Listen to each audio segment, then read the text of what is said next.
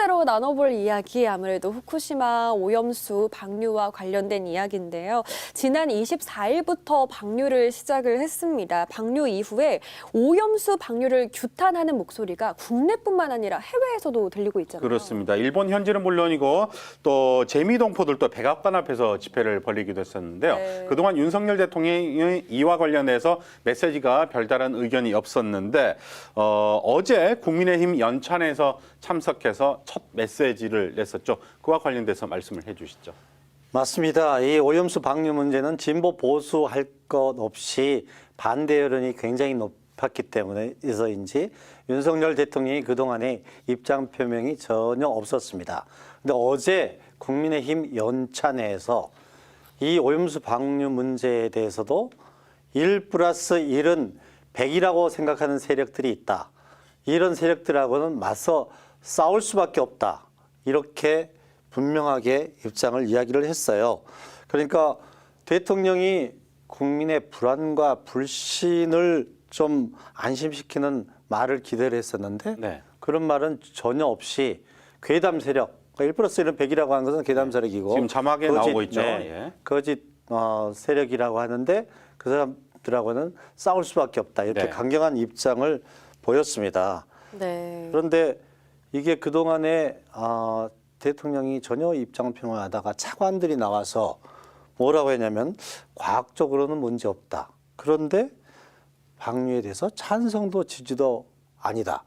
이런 모호한 얘기를 말장난으로 해가지고 욕을 더 먹었는데요. 윤석열 대통령이 이게 지금 이제 이게 괴담 세력이라고 한다면은 네. 방류에 대해서 분명하게 입장을 밝힐 필요가 있어요. 찬성한다.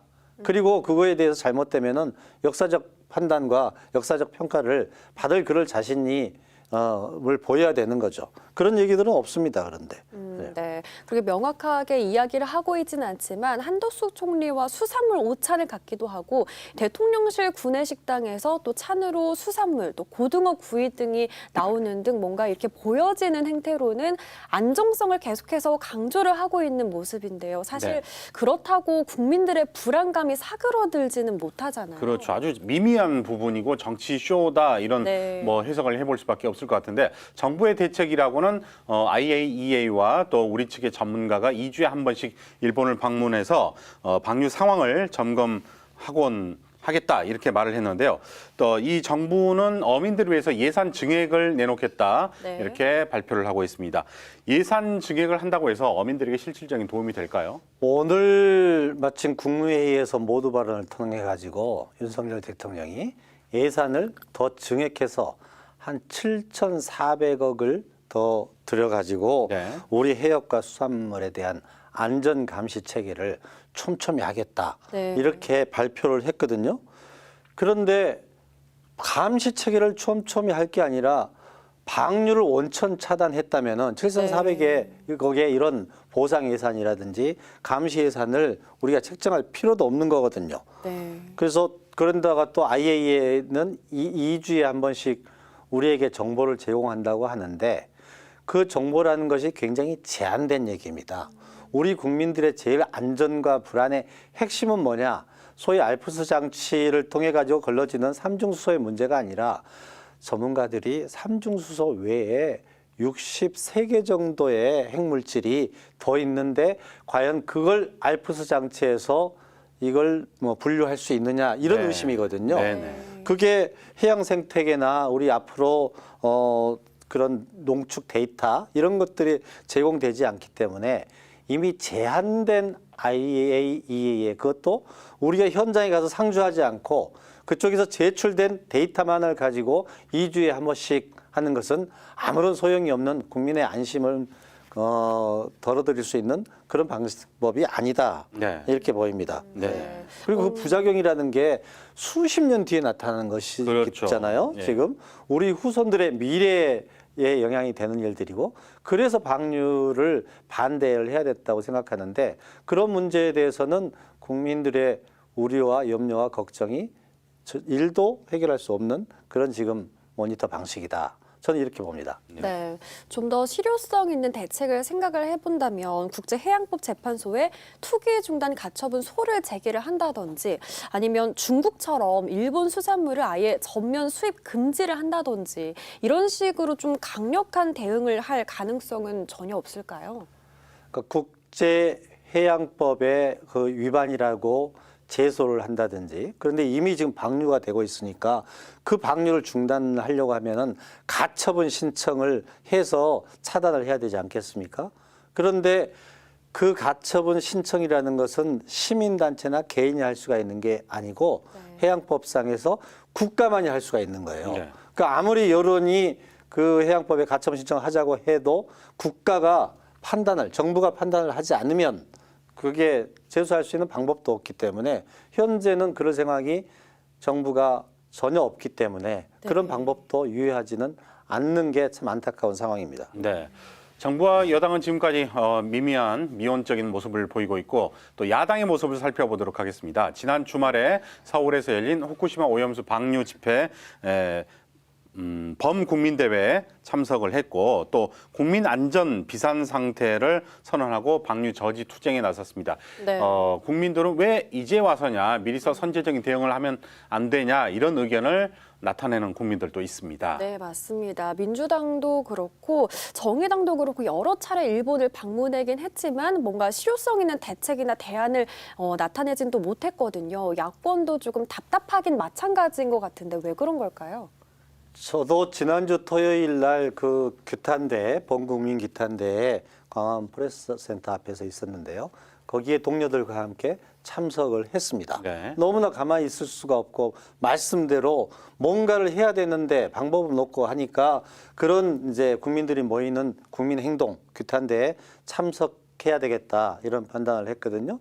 그래서 한 5만여 명의 야사당, 시민사회단체 그리고 일반 국민들이 참여해가지고 일본 정부를 규탄하고 중단을 촉구하고 그 용인한 우리 정부를 규탄을 하고 용산 비서실까지 대통령실까지 행진도 했습니다. 바로 이런 것처럼 민주당이나 정의당이나 국회에서 야권에서는 단식하고 또 규탄대회하고 행진하고 상임위에서 질타하고 모든 수단과 방법을 다해서 압박을 하는데도 정작 정부에서는 마이동풍이에요. 네. 그러니까 169석이나 있는 야당이 뭘 하느냐 이런 지탄을 받기도 하지만은 실질적으로 윤석열 정권에서 그런 생각이 1도 없기 때문에 다른 방법이 찾을 수가 없는 거예요. 그래서 네. 지금은 그런 규탄대회 행동대회를 비상행동 주간으로 설정을 해가지고 아마 이번 주에도 계속해서 그런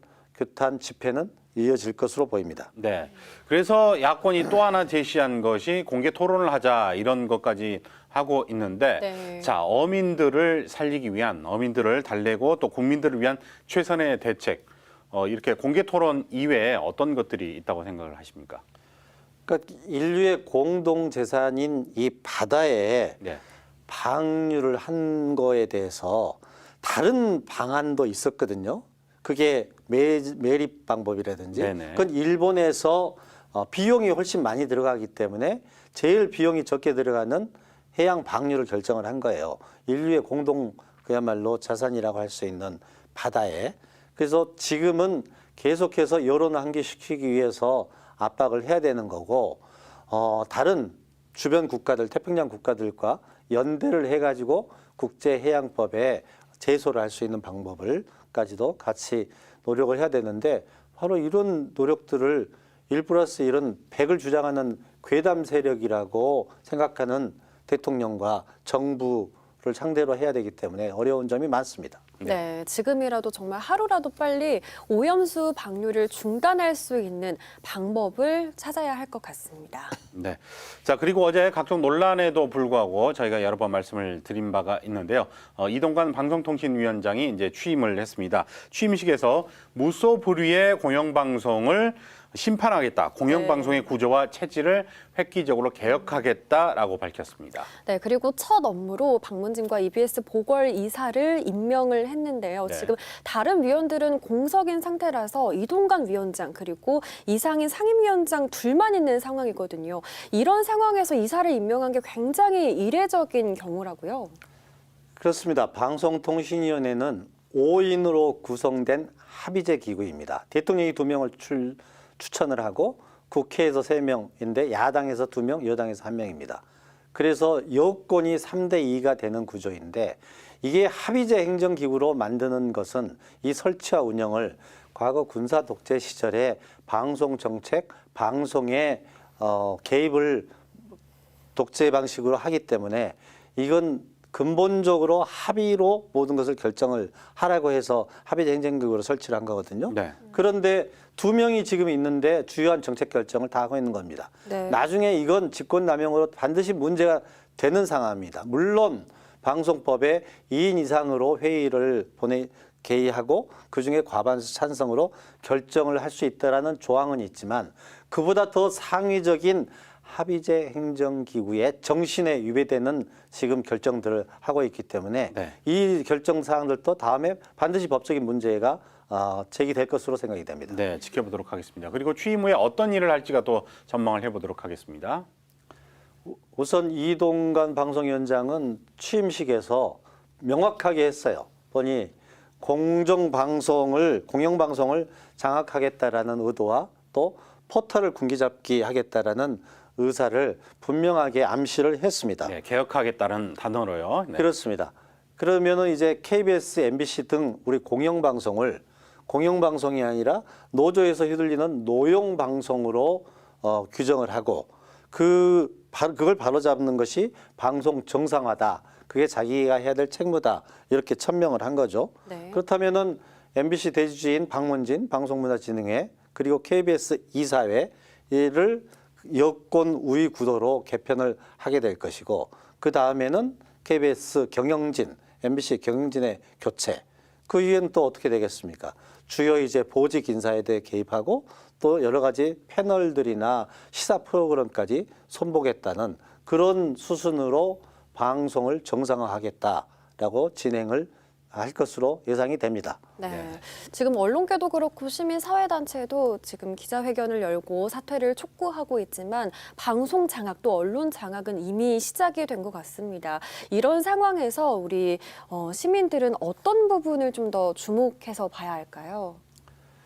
그러니까 법이나 상식이나 원칙을 다 무시하고 이렇게 밀어붙이는 데에서 대응하기가 쉽지는 않습니다. 하지만은 지금 들어올 때 보니까 현관에 이제 그 투쟁 지침도 붙어 있던데요. 네. 우리 방송인, 방송 관계자 그리고 시민, 정당에서 이런 사안 하나를 강력하게 대응을 해야 됩니다. 그리고 이 사안들이 법을 어기는 사안들은 나중에 문제가 될 것이고 또 당사자들이 억울하게 해임이나 해촉이 되는 사람들은 가처분 신청도 하고 법률 대응도 해가지고 각 단위에서 대응을 해서 국민들의 여론도 환기시키고 결국은 나중에는 이게 법적인 문제가 될 수 있겠구나라고 판단을 해서 그런 도발을 혹은 그런 집행을 하지 않도록 차단을 해야 되겠죠. 네. 원래 이제 탄압이 거셀수록 우리 이 공영방송을 지켜야 된다는 여론도 높아질 것으로 보입니다. 그리고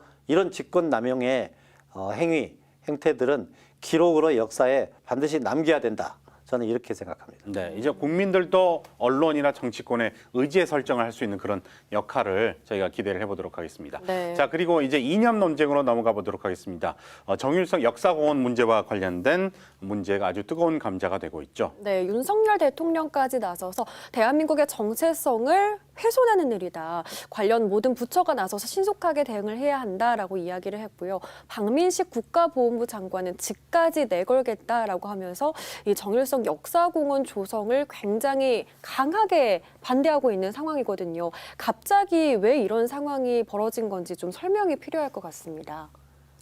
전 박민식 보훈부 장관이 정일성 선생에 대해서 제대로 뭘 알고 있는지 의심스러워요. 네. 제대로 알고 있다면은 이런 말도 안 되는 핵 색깔론 제기를 하지 않을 거라고 보는데 결국은 저도 곰곰이 생각을 해보니까 왜 이럴까 느닷없이. 이게 정일성 선생의 기념 행사는 20년 전부터 있었고 또 정일성 선생은 노태우 대통령 때 한중 수교하면서 이런 분을 한중 우호의 상징으로 활용하면 되겠다라고 내세운 분이거든요. 그리고 이명박 박근혜 대통령 때도 계속해서 정일성 선생에 대한 어떤 추모 사업이나 문화 행사나 그리고 지금 문제가 되는 역사공원도 6년 전에 국비가 투입이 된 겁니다. 이미 투입이 돼가지고 네. 금년 말 때 완공이 될 예정으로 48억의 예산이 투입이 된 거예요. 서울에서 있는 분들이나 저한테 전화를 주신 분들은 강기정 시장이 운동권이니까 이런 사람들을 그 역사공원으로 내세우려고 하는 거 아니냐 그렇게 이런 오해를 해요. 네. 그런데 강기정 시장 때 시작된 게 아니에요. 이미 6년 전에 이 사업 계획이 시작이 된 거고. 네네. 그래서 저는 이게 왜 갑자기 박민식 법무부 장관이 이런 문제를 제기를 할까라고 생각을 어제 곰곰이 해봤는데 이건 우리가 앞에 말했던 후쿠시마 오염수 방류 이런 문제에 대해서 굉장하게 정부가 어려운 곤경에 지금 들어가고 있지 않습니까? 네네. 이걸 좀 전환할 수 있는 소재로 이걸 택하지 않았을까? 제 예측이 맞지 않기를 바랍니다. 네네. 그런데 그런 색깔론, 이념 공세 가지고 우리 광주의 여러 지금 여론도 갈라지고 있는 거거든요. 네. 그래서 심지어 어떤 분들은 이런 색깔론 이념 공세로 광주를 또다시 조금 더 고립시키려고 하는 그런 의도도 배경이 있지 않느냐. 네. 이런 생각을 하는 분들도 있더라고요. 네. 자, 그러면은 정일성 선생이 어떤 인물인지 그리고 또 어떤 부분에서 논란이 되고 있는지 정리를 해 주시죠. 한중 우호 교류의 대표적인 인물이에요, 이분은. 그리고 의열단에 참여해가지고 항일 독립운동을 했던 분입니다. 네. 외가, 친가, 형님들 모두 다 일제강점 시대에 항일 독립운동의 현장에서 자기 희생을 했던 분들입니다. 네. 그래서 이제 해방이 됐잖아요. 근데 광주에 오고 싶었겠죠. 당연히 고향으로 친구들이 있고 친척이 있고 부모 형제가 있는 곳으로. 근데 남북이 분단이 되면서 남한으로 넘어오지 못하고 북한에 남아 있었던 거예요. 그런데 이분이 세계적인 음악가, 음악 자질이 있기 때문에 중국의 인민해방군가, 인민해방군가는 14억 중국인들의 80% 90%가 모두 즐겨 부르는 노래입니다. 네. 중국 가시면은 아침에 운동을 많이 하잖아요. 네. 거기 공원에서. 특히 조깅 같은 거 많이 하죠. 그분들이 악보 없이 부를 수 있는 노래가 이 인민해방군가입니다. 그러니까 전 중국인들이 애창하는 노래죠. 그래서 광주에 오면은 그분들이 깜짝 놀라요. 우리 인민해방군가 이런 노래를 만든 정일성 선생의 생가가 여기에 있대더라. 라고 해서 양림동, 저쪽에 불로동, 심지어는 어렸을 때 살았던 화순 이런 데까지 중국인들이 막 쫓아다니고 찾아다녔어요. 그래서 우리가 광주는 아시아 문화 중심 도시 아닙니까? 네. 추창을 하고 있고 아시아 문화 중심 도시 콘텐츠에 가장 적합한 이런 소재라고 생각을 해가지고 문화 사업도 하고 우리 광주 MBC에서도 어린이 동요제를 광주시와 함께 한 10년째 하고 있습니다. 네. 그리고 다른 문화 행사들도 많고 그걸 하는 것을 이 박민식 장관이 느닷없이 색깔론을 제기하는 것이 결국은 윤석열 정권이 여러 가지로 독선, 독주, 독재 체제의 퇴행의 모습 때문에 지지 기반이 취약해 있는 상황에서 그런 철진한 색깔론, 해묵은 이념 공세로 그런 취약한 기반을 만회하려고 하는 그런 시대착오적인 술수 아니냐. 저는 이렇게 보입니다. 네. 네, 이런 상황에서도 강기정 광주시장은 절대 굴하지 않겠다는 뜻을 계속해서 밝히고 있죠. 그렇습니다. 강기정 시장도 사실은 좀 답답할 일이죠. 본인이 새롭게 시작한 게 아니고 예산은 다 집행이 돼 있고 그건 이제 그 연말에는 완공이 되는데 느닷없이 중앙정부에서 이걸 중단해야 된다라고 얘기를 하니까 강기정 시장도 행정하는 사람이 중앙정부하고 부딪히고 싶겠습니까? 그리고 박민식 의원 국회의원 시절에 잘 알던 관계이기도 할 텐데요. 네. 그런데 강 시장이 이런 문제에 대해서는 광주, 대한민국 전 세계에 내놓아도 떳떳한 일이다. 이런 건 당당하게 광주답게 대처해 나가겠다라고 해가지고 물러날 생각이 전혀 없음을 천명을 한 거죠. 나 지난번에 박승춘 보훈처장 때 우리 님을 위한 행진곡 노래도 재창을 하면 안 된다, 그런 시대착오적인 그런 문제 제기가 있었어요. 네. 5.18 기념식 때 님을 위한 행진곡을 부르지 못하게 하는 거예요, 국가보훈부에서. 그래서 그때도 온 광주 시민들이 이걸 단호하게 물리치고 의지를 모아가지고 그걸 이제 님을 위한 행진곡을 다시 찾았거든요. 그때 강기정 광주시장도 국회의원으로서 역할을 많이 했고 하기 때문에 그런 교훈도 있어서 이번 일도 우리 광주 시민들이 슬기롭게 힘을 모아가지고 헤쳐나가야 될 사안이다. 네. 그리고 이건 광주 공동체에다 맡겨놓을 일이에요. 중앙정부에서 이래라 저래라 하는 것도 올권이고 또 그런 배경이 있다면은 이건 색깔론이고 해묵은 이념 공세다, 이렇게 생각을 합니다. 네. 네. 같은 맥락에서 이제 육사 내에 있는 홍범도 장군 흉상 이전 문제도 역시 뜨거운 감자로 올라서고 있습니다. 자, 왜 논란이 되고 있는지 그것 또한 정리를 해보도록 할까요? 홍범도 장군은 그야말로 조국 독립을 위해서 타국 만리에서 고생하고 항일 독립운동의 영웅으로 평가받는 분입니다. 네. 유명한 그 봉오돈 전투, 전투에서 나오죠. 예. 청산리 대첩 이런 데서 혁혁한 공과를 세우신 분이거든요. 그리고 과거에 강점기 시대 때 독립운동은 한반도 주변에 독립운동을 할 수 있는 것이 어디 있습니까?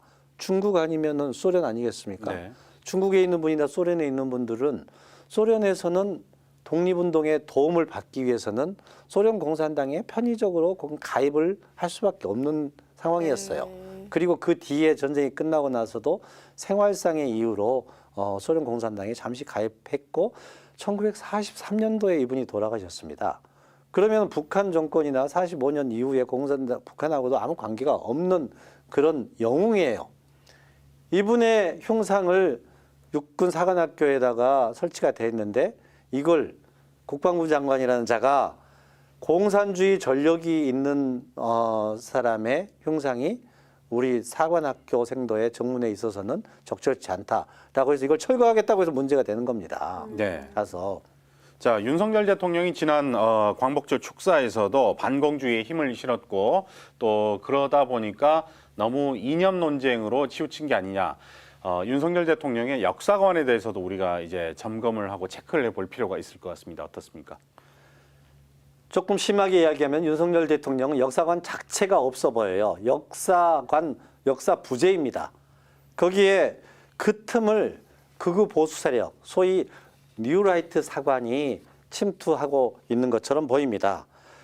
나라가 정말 지금 거덜나고 우리 수산인 어민들 생활이 백척간두입니다. 촛불 앞에 정말 바람 앞에 촛불처럼 무너지고 있는데 국민의 삶은 아랑곳하지 않고 민생은 그야말로 챙기지 않고 이런 낡은 이념 전쟁, 해묵은 그야말로 색깔론 이런 걸로 논쟁할 때가 아닙니다. 윤석열 대통령 정권 정신 차려야 된다고 생각합니다. 네. 광주를 다시 이념의 잣대로 고립시키려는 생각이 정말 아니길 바라보고요. 지금은 이런 이념 논쟁보다는 지금 빠르게 해결해야 할 민생이 아주 많이 남아 있다는 것을 꼭 기억했으면 좋겠습니다. 네. 자, 오늘 여러 가지 이념 논쟁 그리고 또 이슈가 되는 것들을 강한 논쟁으로 말씀을 해주신 더현 정치랩 대표 김명진 대표와 이야기를 나눠봤습니다. 오늘 나와주셔서 고맙습니다. 고맙습니다.